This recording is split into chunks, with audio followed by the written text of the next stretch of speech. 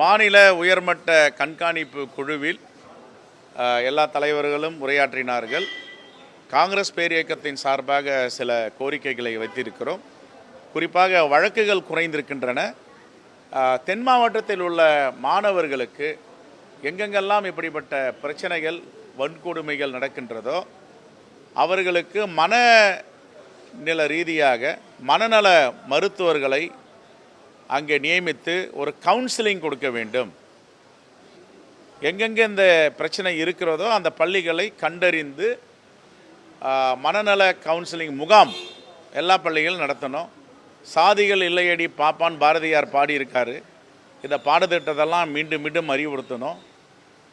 நம்முடைய அரசியலமைப்பு சட்டம் எப்படி ஒரு பாடத்திட்டங்களில் இருக்கணும்னு வலியுறுத்துகிறோமோ இந்த சாதிகள் இல்லை என்றதை வலியுறுத்தி சாதி மோதல்களை தடுப்பதற்கு வழிவகை செய்ய வேண்டும் என்பதை சொல்லியிருக்கிறோம்.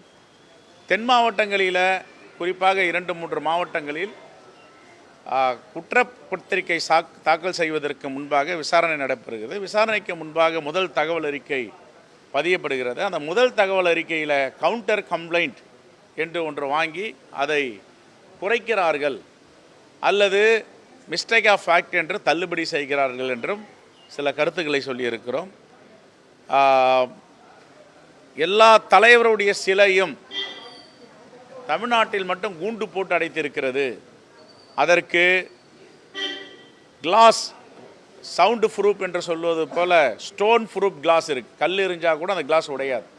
அப்படிப்பட்ட கண்ணாடி பேழையில் அந்த சிலைகளை பாதுகாக்க வேண்டும் என்ற கோரிக்கையும் இங்கே வைத்திருக்கிறோம். குற்றங்கள் குறைந்திருக்கின்றன.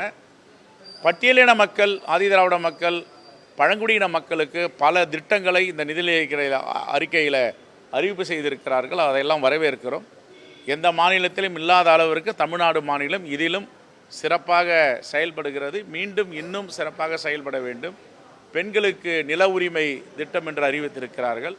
இதையெல்லாம் வரவேற்றிருக்கிறோம்.